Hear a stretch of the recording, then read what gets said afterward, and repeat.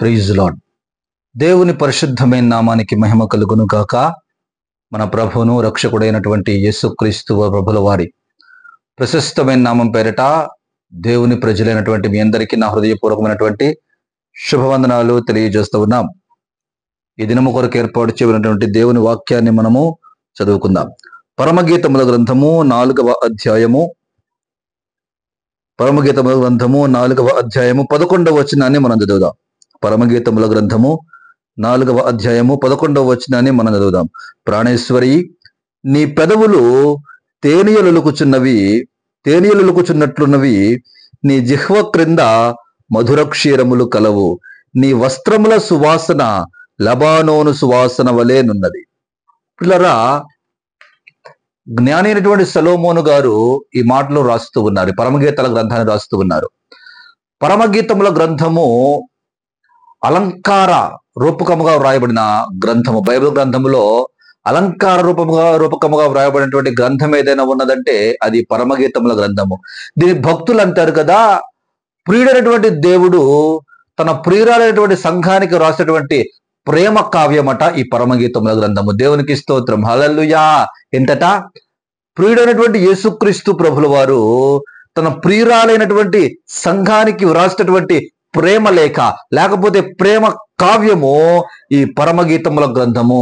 సంఘాన్ని పరిశుద్ధాత్మ దేవుడు చాలా అద్భుతంగా వర్ణిస్తూ ఈ గ్రంథాన్ని వర్ణిస్తున్నట్టు ఈ గ్రంథంలో మనం చూడొచ్చు. మనం చదువుకున్నటువంటి వాక్యాన్ని మనం చూస్తే అక్కడ అంటాడు కదా, నా ప్రాణేశ్వరి, నీ పెదవులు తేనీయలుకుచున్నట్లున్నవి, నీ జిహ్వ క్రింద మధుర క్షీరములు కలవు. ఈ మూడవ మాటలో మనం చూస్తే అంటాడు కదా, నీ వస్త్రముల సువాసన లబానోను సువాసన వలెనున్నది. రెండు, ఒకటేమో పెదవుల క్రింద, పెదవుల మాటలు ఏంటంట, పెదవులు తేనీయలుకుచున్నవి, జిహ్వ క్రింద మధురక్షరములు కలవు, అదొకటైతే రెండవ మాట వస్త్రముల సువాసన.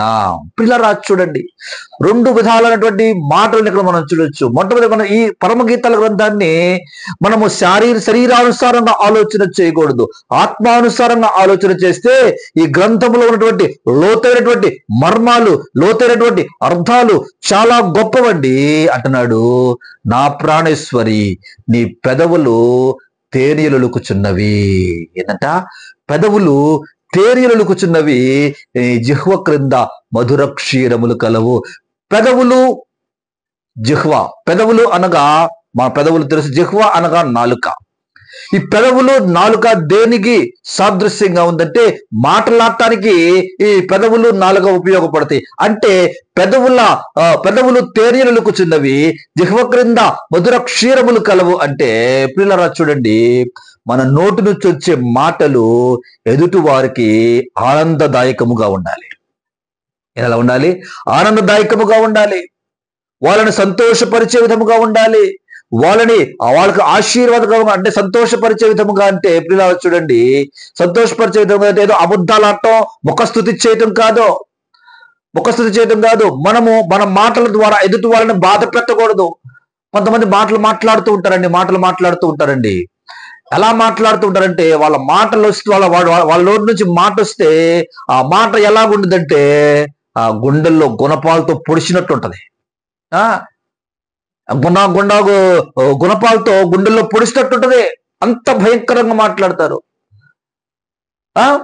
మన మాట ఎదుటి వారికి ఆశీర్వాదకరంగా ఉండాలి. అది ఎదుటి వారికి ఆశీర్వాదకరంగా ఉండాలి. అంటే మనము తోలనాడు ఎవరిని మాట్లాడకూడదు, మనము తప్పుగా ఎవరిని మాట్లాడకూడదు, మనము ఎవరిని కూడా బాధ పెట్టు విధముగా మనం మాట్లాడకూడదు. మన మాట ఉప్పు వేసినట్లు ఉండాలట. ఎలా ఉండాలట?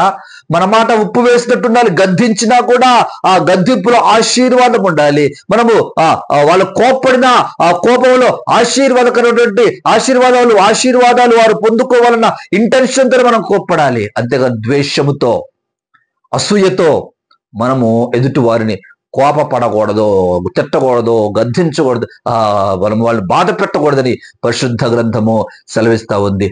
నా ప్రాణేశ్వరి, నీ పెదవులు తేనీయలుకుచున్నట్లున్నవి. ఎలా మాట్లాడుతూ ఉన్నామండి? మనం ఎలా మాట్లాడుతూ ఉన్నాం? మన మాట తీరు ఎలా ఉంది? మన మాట తీరు ఎలా ఉంది? ఆ మనం ఎక్కడికైనా వెళ్ళినా, ఎవరైనా దర్శించడానికి వెళ్ళినప్పుడు వారు మనం మాట్లాడే మాట, వారు ఎవరైనా రోగితో మాట్లాడుతూ ఉన్నాం అనుకోండి, ఆ రోగితో మనం మాట్లాడుతున్న మాట ఆ రోగికి ధైర్యము కలిగించేదిగా ఉండాలి. అర్థమైందా? అంతేగాని ఆ వ్యక్తికి వచ్చింది చిన్న బలహీనత అయితే అది భూతద్దంలాగా చేసి చూపిస్తా అతన్ని మనం ఇంకా కృంగుబాటు చేస్తూ మాట్లాడామనుకోండి, అతను సంవత్సరం బ్రతకాల్సినోడు నెలకే పోతాడు.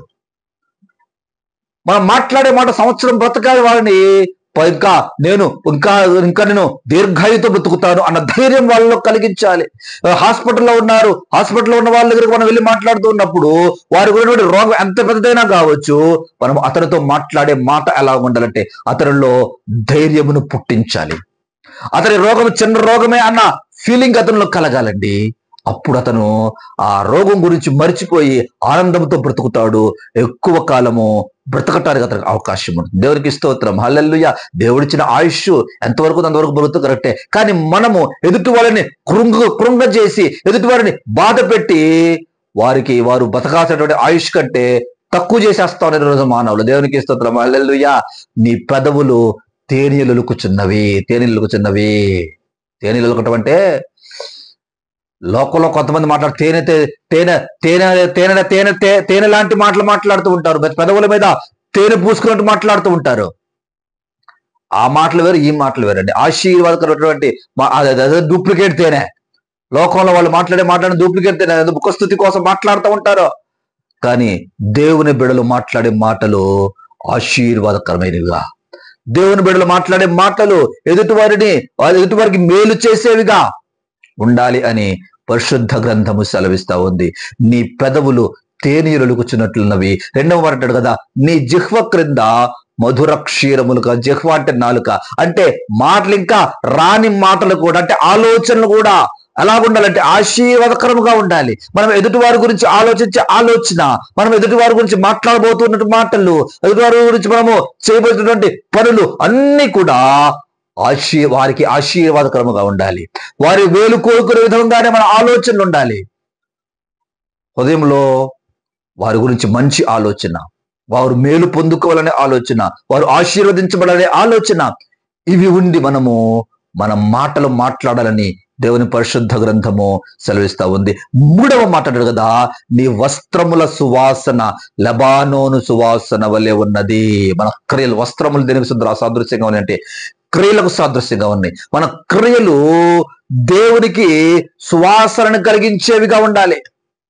మన క్రియలు దేవునికి ఇష్టమైనవిగా ఉండాలి. మన క్రియలు దేవునికి అనుకూలమైనవిగా ఉండాలి. మన క్రియలు దేవుడు మెచ్చే విధముగా ఉండాలి. మనుషులు మెచ్చే విధముగా ఉండకపోయినా పర్లేదండి. ఇది మన క్రియలు. మన పనులు మనుషులు మెచ్చకపోయినా పర్లేదు. మన క్రియలు మనుషులు శభాషలకపోయినా పర్లేదు. మన క్రియలను బట్టి మనుషులు మనల్ని భుజం తట్టి, నియంత్రి వీరుడు లేడురా, ఏతడు సూర్యుడు లేడురా, ఏతడు గొప్పోడు లేడురా, ఏతడు పరిశుద్ధుడు లేడురా అని మనల్ని మెచ్చుకోకపోయినా పర్లేదు. మన క్రియలను బట్టి మనుషులు మనల్ని తిట్టినా పర్లేదు. మన క్రియలను బట్టి మనుషులు మనల్ని వదిలేసినా పర్లేదు. మన క్రియలను బట్టి మనుషులు మనల్ని ఏం చేసినా పర్లేదు. కానీ మన క్రియలు దేవునికి అనుకూలముగా ఉండాలి. మన క్రియలు దేవుడికి ఇష్టముగా ఉండాలి. దేవుడు మెచ్చుకోవాలి. దేవుడు శభాషలాలు మనల్ని. చూడండి, 5 తలాంతులు తీసుకున్న వాడిని, 2 తలాంతులు తీసుకున్న వాడిని దేవుడు అన్నాడు, భళా నమ్మకమైన మంచి దాసుడు అంటా ఉన్నాడు. 1 తలాంతు తీసుకున్న వాడిని ఆడేం చేశాడు? మనుషుల మాటలని దేవుడు మనం విడిచిపెట్టేశాడు. ఆడేం చేశాడు? అతనికి ఇచ్చినటువంటి తలాంతు తీసుకెళ్లి భూమిలో బాతి పెట్టాడు. వాడన్నాడు చెడ్డ దాసుడు అంటా ఉన్నాడు. మనుషులది మెచ్చుకోరుండొచ్చు వాడిని, కానీ దేవుడు చెడ్డ దాసుడు అన్నాడు. మనుషులు మనల్ని మెచ్చుకున్నా దేవుడు మెచ్చుకోకపోతే వ్యర్థం అండి, బ్రతికే వ్యర్థం అండి. దేవుడు మనల్ని మెచ్చుకోవాలి. దేవుడు మనల్ని దేవుడు మనల్ని చూసి సంతోషించాలి. దేవుడు మనల్ని చూసి ఈ బిడ్డ నాకు ఇష్టంగా బ్రతుకుతూ ఉన్నాడు, నాకు నమ్మకంగా బ్రతుకుతూ ఉన్నాడు, నా ప్రియుడిగా బ్రతుకుతున్నాడని దేవుడు మనల్ని చూసి, మన క్రియలను చూసి ఆయన సంతోషించాలి. ఆయనకు సువాసన కలగా మన క్రియలను చూసి ఈ రోజున చాలా మంది క్రియలు ఎలా ఉన్నాయంటే కంపు కొడతా ఉన్నాయి. కంపు కంపు కంపు కంపు, దుర్గంధం వస్తా ఉంది, దుర్గంధం వస్తా ఉంది. లేదండి, మన క్రియలు దేవునికి సువాసననిచ్చేవిగా ఉండాలని దేవుని పరిశుద్ధ గ్రంథం సెలవిస్తుండగా, మనం మాట్లాడే మాట దేవునికి అనుకూలంగా, మనం ప్రవర్తించే ప్రవర్తన దేవునికి అనుకూలంగా, మన క్రియలు దేవునికి అనుకూలంగా మనం మార్చుకొని దేవునిలో సాగిపోదాం. దేవుడు ఈ కొద్ది మాట్లాడిన దేవుడు మన వినికిడిలో ఆశీర్వదించును గాక. ఆమెను కళ్ళు మూసుకొని చిన్న ప్రార్థన చేద్దాం. పరిశుద్ధ కృపానిధివైన దేవ, మీ పరిశుద్ధమైన నామానికి స్తోత్రాలు స్తుతులు నైనా. ప్రభా, ఇంతవరకు నైనా అయ్యా వాక్యం ద్వారా మీరు మాతో మాట్లాడారు ప్రభా. అయ్యా, షోలమితితో మీరు అంటూ ఉన్నారు, నా ప్రాణేశ్వరి నీ పెదవులు తేనీలలుకుచున్నవి, నీ జిహ్వ క్రింద మధుర క్షీరములు కలవు, నీ వస్త్రముల సువాసన లెబానోను సువాసన వలె ఉన్నది అని మీరు మాతో మాట్లాడారు ప్రభా.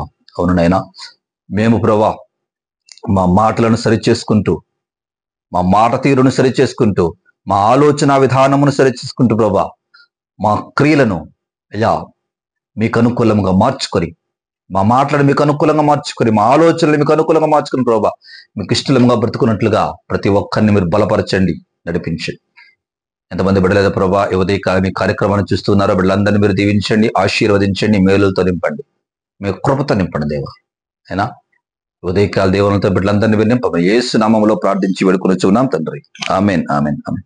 యేసు రక్తమే జయమిస్తూ రక్తమే జయం, యేసు రక్తమే జయమిస్తూ రక్తమే జయం. ప్రభు యేసు రక్తమే సంపూర్ణ విజయం కలుగును గాక. Amen amen amen.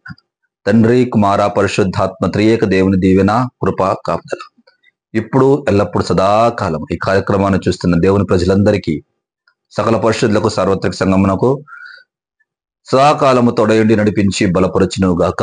Amen amen amen. దేవుడు మిమ్మలను మీ కుటుంబాలను సమృద్ధిగా దీవించును గాక. మీ అందరికి నా హృదయపూర్వకమైనటువంటి వందనాలు.